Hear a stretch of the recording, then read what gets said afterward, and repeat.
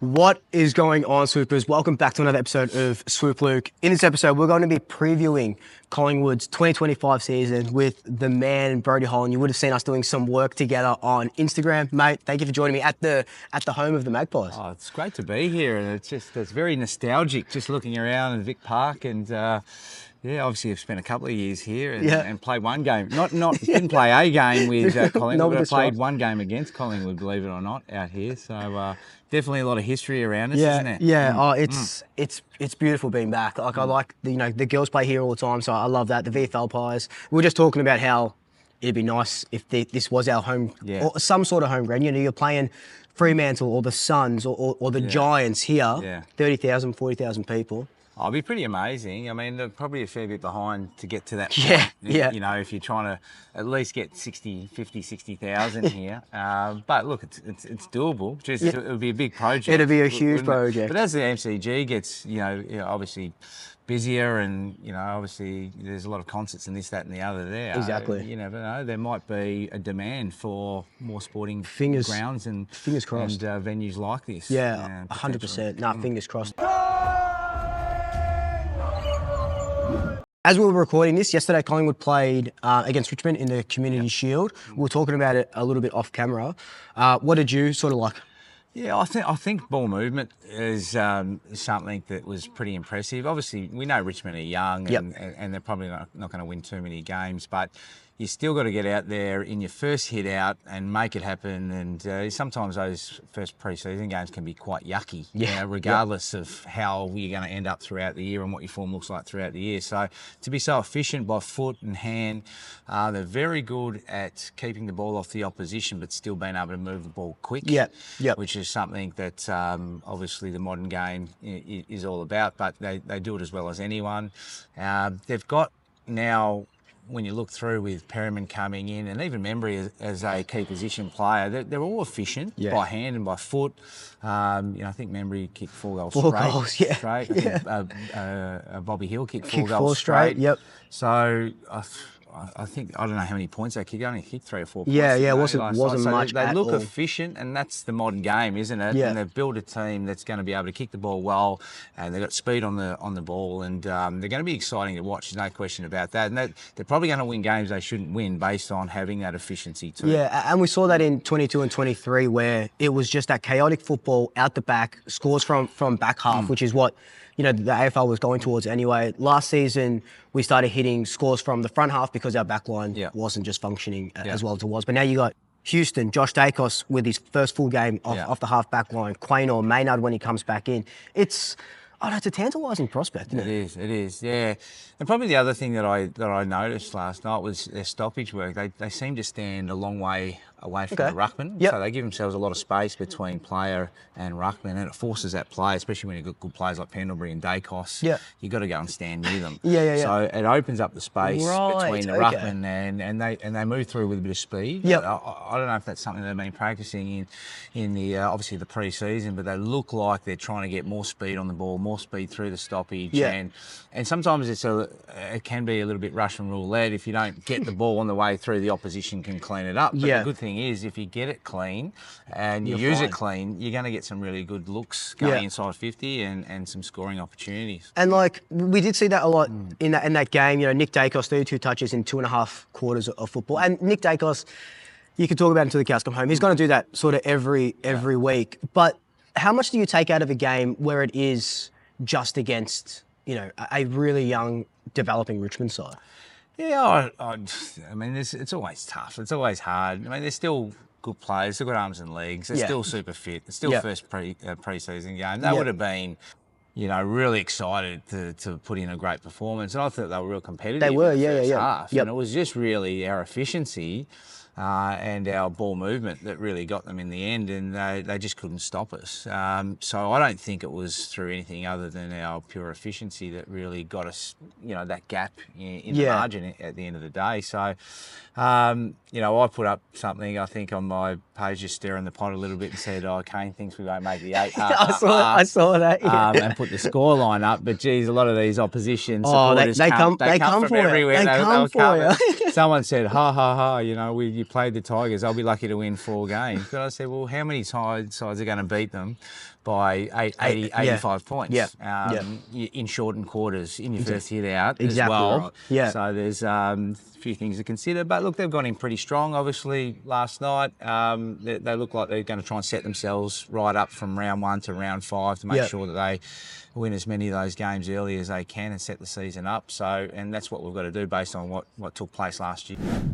We'll start with the start of the season. So our first 9 rounds, we play 8. So we play pretty much every single top 8 side from last season. So we talk about the fixture a lot, and I sort of want to talk to you about that as well. So we got one of the hardest, it's been graded. This is not a biased thing. It was one of the hardest fixtures sort of going in. Your first thing, you're playing Sydney and Brisbane in the first, few weeks or whatever it sort of may be.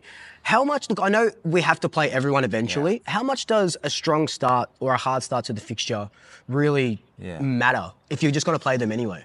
Oh, look, I mean, I don't look into fixtures too much because sometimes, like everyone looks at the start, we play, 6 of the top 8 teams twice and all that, but how do you know they're going to be teams that are in the top 8 again? You know, like if you play Brisbane and Sydney early days, is that a bad thing or a good thing? I mean, would you rather play them when they're fitter and in form mid-season or at the start of the year? So there's all these things to consider. Brisbane, I'm not saying that they would, but imagine if they started the way they did last year and all of a sudden they didn't have the category or the fitness and they've got a few injuries to be able to come back like they did last year. So getting them early on, it might be a really good thing. So I don't look into the fixture too much, and you just got to back your own to go. It doesn't matter who you play. Exactly right. They're all good sides. Yeah. You could probably say if you play Richmond twice and one of the bottom teams twice, that's a good thing. You could probably take that away and go, that's a positive. Yes. Probably get a couple of wins. But you just never know when one of those teams just has a day out as well. Like I think North Melbourne. Yeah, we saw North Melbourne last year. We were lucky to get away with that. But they played really well. They were fantastic that game. Yep. So we were lucky to get away with that one. So you just got to go out there with your best team and put your best foot forward and win, and the rest takes care of itself. And that's what it is, sort of at the end of the day. So last season we just finished out of the top 8 by percentage. There was a couple of draws that sort of didn't go our way. What is a pass mark for Collingwood at the moment? So 13 games, 13, 14 games gets you into the 8 maybe? Yeah, pass mark for the year, like what the end result would be. Is that what you mean? We'll start with wins. So how many wins are you sort of? Oh, how many wins? Oh, geez, I think you're probably. Well, it's not necessarily about wins and losses necessarily. Well, it is, but we just don't know how many wins or how many losses is going to get you into the finals. Yeah. I think they've got to finish in the top 4 based on what they've put on the 100%. park and brought into their squad, and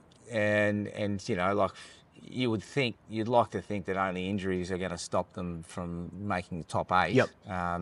Possibly even the top 4. But for me, I think top 4 is where they need to be. And I reckon if they don't play off in a grand final, they'll be disappointed this year. They've gone for broke. They've obviously got together as a committee, a coaching committee, and said, what do we need to do? Are we going to, rebuild on the run a little bit and just bring our young guys up and just hope that they're good enough and see if we can, steal a flag or make finals and just get some experience in finals? Or do we go one more time and just have a massive crack and do the, probably go along with the Geelong philosophy where they just keep throwing good players in, keep finding good young players late-ish in the draft, trading well and doing all those things, and not just keeping your head above water, but just keep putting yourself in the frame every year to obviously, potentially win a flag. Yeah, and Geelong are one of the best. Sydney do it really well as well. So do you back that philosophy of what, and Craig McRae came out last year and said, I don't want picks, I want players. And bringing in a 2-time All-Australian, Dan Houston, we saw how silky he was. You mentioned Perryman, he finished with 10 tackles, so he kind of offsets Tom Mitchell not being there. And then you mentioned Membry as well. Yeah, look, I don't mind his philosophy. I think, going back, 6, 7, 8 years ago, you always wanted to take picks. I think you're still in good time. Have got to find a way to get if you can't get those elite players in based on father and son or strategically, obviously trading your draft picks or whatever the case may be, you still have to go back to the draft at some stage and try and find a way to get one of these top 5 or top 10 players out, because they're the ones, you can see the ones that are coming through at the moment, the Drapers and the Cacos and these guys coming through. There's some bloody good footballers that have come out of that draft, and every now and then you just got to, every second year at least, you've got to try and find a way to get, I think, a top 5, top 10 player 100%. into your squad, and that could be that 300 game Boomer Harvey, or definitely.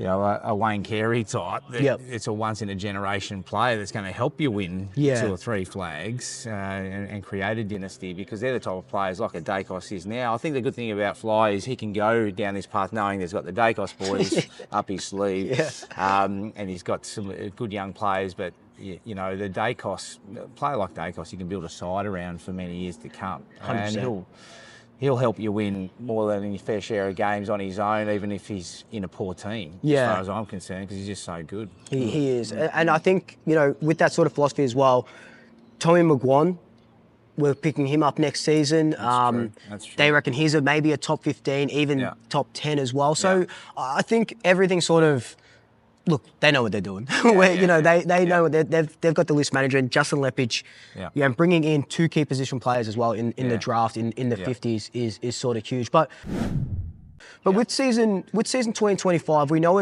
last season was really close. It was a game of margins for everyone.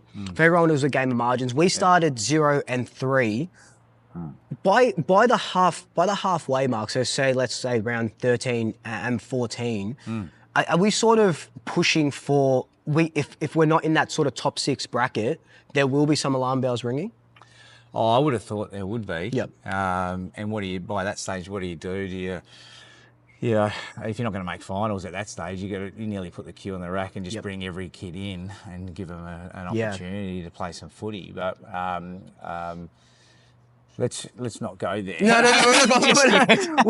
I'm just devil's advocate. I'm just devil's advocate. Yeah, I think let's just take it 1 week at a time, and let's just make sure that the first month of footy is strong. Let's win 3 or 4 of our first 4, and then I think if we go back a year or 2, you remember they just missed out on a grand final by a goal or whatever against Sydney at Sydney, and came home like a steam train. And I thought they would have played really well on grand final day, because they were just primed.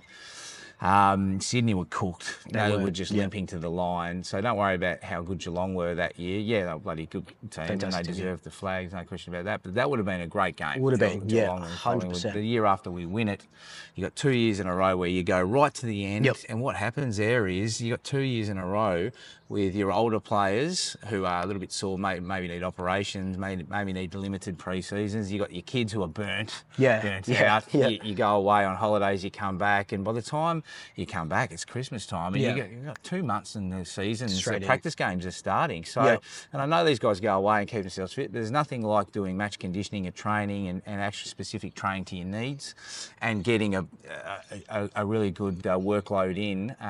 And the sides that finish in the bottom 8, they get 1, 2, 3, 4 weeks extra ahead of 4 weeks ahead of grand final teams, and to do that 2 years in a row. Sometimes you see even Brisbane this last year started really poorly. Collingwood started poorly, and then you're chasing your tail a little bit after that. So that is historically what tends to happen. It's very rare that you get a grand final side that is in tip-top shape at the start of the year, and they back their squad in to win enough games to build their fitness throughout the year, and find their confidence throughout the year. And sometimes if you mistime that, or don't quite get that right, then you can see yourself in a position like Brisbane and Collingwood were last year, and really trying to chase down the opposition, which can put you in a bit of panic. Exactly right. You get a couple of injuries at the wrong time, at the wrong game, you lose the wrong game at the wrong time, then you're absolutely cooked. So this year, they're prepared. You can see it. You can see it from last night. You can see with the players that they've brought in.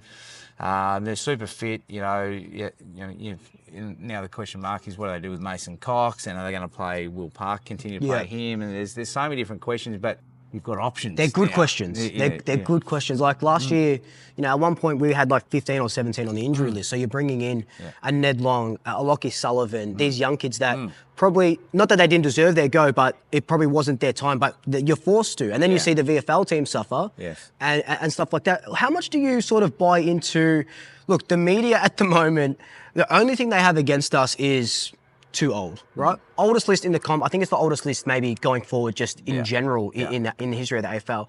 Pendlebury still looks 18. Sidebottom looked really good as an inside mid yesterday. Howe looks like he hasn't lost a step.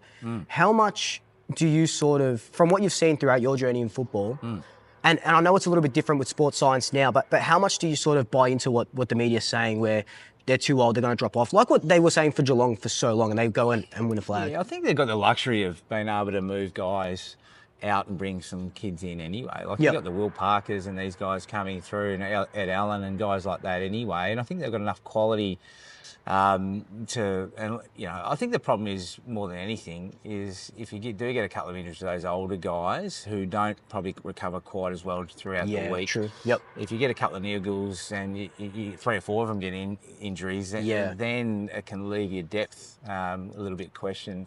But remember, they've brought 3 or 4 experienced players in to cover off on what happened last year with that. Remember, DeGoey didn't play last night, and Cox as well. So they've got a few good players to come back into that team. So there's a lot more depth. There's 4 or 5 players better. Plus they've got a couple of kids that are, 10, 15 games better as well from the previous year. So I don't buy too much into the media stuff. I mean, they're trying to sell papers. They're trying to get clickbait. They're trying to get views and listeners at the end of the day. And Collingwood sells. And I think you saw with Kane Corn saying we won't make the 8. Sometimes I think in his head he's going, they'll probably finish 5th or 6th, but I'll say that they're out of the 8 because that sells. It does, like, 100%. So 100%. We're helping his career here. We're giving him all a little bit more to sort of talk about. That's right.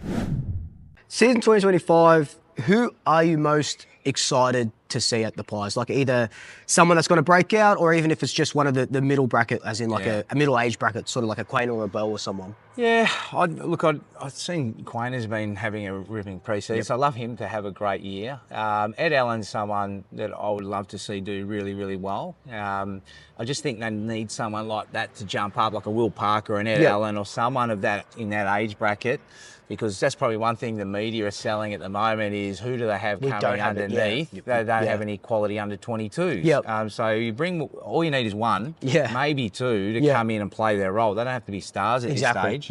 And play their role for the team. And that is going to take a lot of pressure off some of the other players as well. And then it gives them, the coaches trust to go with them from here on in for the rest of the year, but also moving forward, if Ed Allen jumps up, then Pendlebury, we might go forever, but if he needs to retire at the end of the year or the year after, then you've got someone to come in straight in to replace him as well. So, but I'd love for him to do really well. I'd love someone like a Membry who's sort of had a few injuries and maybe form dropped off a little bit at the Saints to do really well, because guys, it gets tougher as you get older. And people just think you have one bad year or you get an injury. Oh, he's gone. Yeah, he's nearly 30 or he's 30. See you later. He's 30's not that old though. No, it's not. Well, I'm 30. I'm 32. I remember when I was finishing. If you were injured at 28 to 30, you were done. But now, for whatever reason, I think it's the sports science is better, the recovery's better. Players don't, drink and carry on as probably as much as what they used to in my day.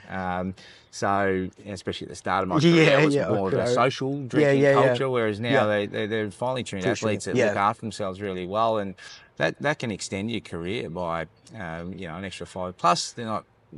The game's probably a little bit more outside. I know they tackle really hard now, like maniacs, and they're probably, but you're not allowed to actually kill someone. Yeah, you're not allowed to run through anyone. Yeah, because you're done for 6 weeks. Yeah, that's right. And that used to happen, 2 or 3 times a game. We've seen it. We've seen you do it a couple of times. Well, we used to get taught how to shirt front players going up. Now like if you did that, you go to jail. Yeah, you're a coach now. That's crazy. It's insane. And talking about that, sort of like going through. So you retired 2008. or Yeah, 7? 2008. That's Yeah. right. Yeah, Yeah. nearly forgot So- myself. Yeah, it was a long time ago. in 2010, that year that we won the flag, it was very much, and this is what I feel like this year is going to be. It was a bit of a passing of the baton. So you had guys like, if my memory serves me correctly, O'Brien, Lockyer might have still been in that team, I think, and they started the season off well. And then towards the end, it was Wellingham coming up. It was Pendlebury. It was Steele at 19, taking over from these old guys. Beams was in there as well. Beams as well. Beams, Is that something that we probably see in the next, well, maybe this year, where, you know, come finals, it might not be the same team that, but barring injuries, right? It might not be the same team that starts round 0 against the Giants. Yeah, look, it may not be. It's, I mean, every season, the way you start and the way you finish is completely different. You know, I even look at my team where I coach at Maribyrnong Park this year, with the guys he had in the midfield and guys he started forward. You know, our side was turned upside down. And guys, 4 or 5 guys that were playing twos at the start of the year were some of our better players by the end of the year. Yep. You know, so, but that's local footy and is a little bit different, obviously. But you know, the same happens at AFL level. You might start with Sidebottom and Pendlebury through the middle, and by the end it might be Ed Allen and you know, one of their other younger guys that gets a run through the middle. You know, so who knows what that's going to look like? I think, though, the one thing they do tend to do at AFL more, they settle them in a number 1 position, and then they have a sort of second position as well that they train in. They might even have a random third position where they train 10% of the time as well. And I know Bucks was big on the first and second position from what I saw when I was down there. But so they do settle them in that first position. But once again, if something's not working or someone's completely out of form, instead of just dropping them, you know, this guy can play, we trust him, let's move him into another position, see if we can get something out of him. But yeah, it'd be interesting to see how we look early and see how, you know, that evolves as the season goes on. And that's the big key word, right? It's all about evolution. If you stand still, especially in this landscape where all teams are competing, you're pretty much gone for, aren't you? Well, that's the one thing when you're a winning team like a Sydney, for instance, early in the year, you play really well and you look dynamic and you look nearly unbeatable, but every team's strategically working out, okay, Heaney, Warner, okay, see what he's doing here, and they're just trying to find, you know, I suppose a blueprint to beat that team. And then by the time you get to round 15, everyone's worked out how to beat you, but you still got to be good enough to beat them. But when you get to finals, sometimes it's that team that comes from nowhere that everyone goes, oh shit, they found form at the right time. We weren't zoning in on them when we're looking at Sydney. Now bang, away they go. But you know, they're good sides anyway, really predictable to themselves and to the opposition, but they're just so predictable and so good at being predictable and getting the job done that it doesn't really matter if you know what they're going to do anyway. They're just too good. They're just going to run over the top of you. That's right. Who would you say is sort of going to be really up there at the top of echelon at the end of the year? What teams? Oh, geez, it's a really tricky question. Like, I really hate. I mean, I do these where you predict the 8 and the 4 every now and then. It's so hard. But I think they're rubbish really, because you just don't know the end of it. I think North Melbourne are going to improve. They're probably not going to make the top 8, but they're going to be sharp improvers, you would have thought. I like what the Bulldogs were building, but they've got a few injuries now at the moment. Port Adelaide, a team that they don't talk about much. You know, I think they're still going to be top 8, I reckon. I know there's another one that Kane Corn said would miss the 8, but they've just got a lot of quality players around, like the Rosies and the Butters and guys like Hinckley's that. last year as well. Yeah, that's right. How much? Plus, they had injuries late in the year. They did, Dixon was playing on one leg and all that sort of stuff. So, you know, it was a tricky finish to them, but they were red hot throughout the year. They were playing some good footy. And they smashed Sydney by, what was it, like 80 points or something like that towards the end of the year. Yeah. So they did have that, and it's just sometimes teams just can't. Sydney, you're going to be in it. Sydney, you're going to be right there again. There's no question. So you don't reckon that sort of, those 2 big grand final losses in 3 years doesn't sort of scar them? Look, I just think they're just so good. Yeah, they're going to be there. Yeah. They're so good at winning home and away. I'm not saying they're going to win a flag, but I'm just saying they're going to win enough games to probably make the top 4. Yep. I think the thing is, when we come off 2002 and 3, and then it was all of a sudden, we just got smashed in the grand final. Not only did we come back poorly, once again, we're talking about those 2 years in a row where you get 4 weeks less than pre-season. Yep. Plus we had injuries. Plus the confidence was low. And we probably didn't have depth to cover off on Rocker and Buckley when they were injured. Yep. Whereas Sydney, you know, they're young and exciting and quick, and they've got a lot of depth as well. So I see them making the top 4. Who else have we got there? The Lions. Fremantle were one that probably one to watch. Watch for me. I reckon they're a top 4 potential team as well. I think they might jump up again and take their game to the next level. So they've got a lot of quality, a lot of good tools, a lot of exciting mids, and they've got enough fringy fast players on the outside to really hurt teams. You know. So so who do you like? What do you think? I do like Fremantle. Yeah. I have them top 4. Yeah. Brisbane, I feel like they'll be up there, like like we said with Sydney. I really don't know how they cover Danaher. I don't think Day is that sort of guy. Hipwood's injured every second week or so. Look, I honestly have us finishing second. I'm putting or Brisbane third. in the 8. Get off to a slow start, come home well, and finish in the 8. Not sure if they'll be in the 4, but they're probably you've got to make that top 4, don't you, to probably win a flag. Yeah. You don't have to, but it makes it tough. I've got Carlton 10th. Yeah. I got them out of the 8. They've got a few injury worries. They do, and that depth 3 players gets down on last year, or 4 really, with the loss of Kennedy as well. Obviously, Owies is gone. Jagger Smith. So they've got some worries of their own, but they've still got a lot of good players. They're still a good team.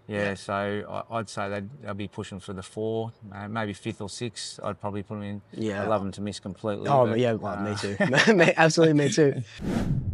Would you say that last year, look, I know you need luck to win, right? Luck to win games, luck to win finals, luck to win a grand final. 2023, we were very lucky. 24, like we just talked about, 15, 17 sort of injuries, but still we just missed out on by percentage. Yeah. You think that was just an anomaly year? Because this season, it's practically the 2023 premiership side, minus Murphy and Ginnivan, but you're adding Houston, Membry, Perryman, McStay. You know, McStay doesn't even get talked about a lot, and he got us to. He kicked 2 or 3 goals in that prelim. Got us to the grand final. That's right. Yeah, I'm excited to see what they can do. There's no question about that. I do feel like they've built a squad here now that can really push for a flag. I see as the replacements that they've brought in are guys that can impact and play really well right now. Yep. They're very efficient players and they fit in line with, you know, our demographic of players. To me, it looks like we're just ready to win a flag. We're ready to finish in the top 4, and we're ready to, you know, as long as we can get it right at the right time of the year, we're going to go really close. I don't care what anyone says. I know I'm biased, but you know, last year I just think it got away from us. The pre-season was shortened for 2 years in a row. I don't think they quite had the tickets. Remember the year before we were coming home like steam trains? Yeah, we were. And the year before that, we were just too fit and coming home. Even teams were out playing us for 3 quarters, and then we just had to be within. You had to be in front by 5 or 6 goals to beat us. That didn't happen last year. And that was sort of a bit of a trademark of our game that just went MIA. And I think that will come back based on now having prepared really well, having the pre-season in extra 4 weeks and getting the players, high-quality players in, and high-quality depth players to come in and replace when we do get injuries that are fit as well, ready to go. So I think we're in a really good position, and it'll be a completely different story this year. Your final prediction, I want final prediction of where the Pies finish just in general, and all-Australian Smokey from the Pies. And do you think Nick Dacos is in for a Brownlow? So Dacos will probably win the Brownlow. If he doesn't win it, he finishes second, doesn't he, or third. Always a bridesmaid at the bride at the moment. It depends. You know, everyone's probably going to be backing him again, or Cripps, and you know, it comes down to the umpiring a little bit. It comes down to injuries and so forth. But you know, the umpires like him, and they're going to vote for him if he's played well. I think we'll finish in the top couple, top 2 or 3. I'd be, you know, surprised if we lose more than 3 or 4 games, to be honest. That's huge. Sorry if I put pressure on you guys, but I've just got a good feeling about what they've done this year, and they just look very, very well prepared. So let's hope if we can get it, in a good position early and win in 4 or 5 of our first sort of 5 or 6 early. I think we'll sail on with it from there.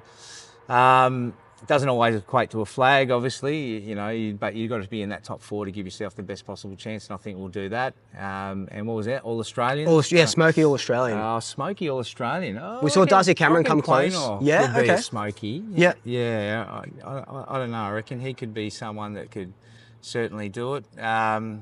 Geez, it's hard to say, isn't it? I think if we can get some consistency out of Bobby Hill, which we might with an extra 10 inside 50, far out. someone who's efficient, Incredible. all he needs to do is, you know, kick his 2s and 3s, and every now and then kick a 4 or 5, which he's been able to do in the past as well. Yeah, yep.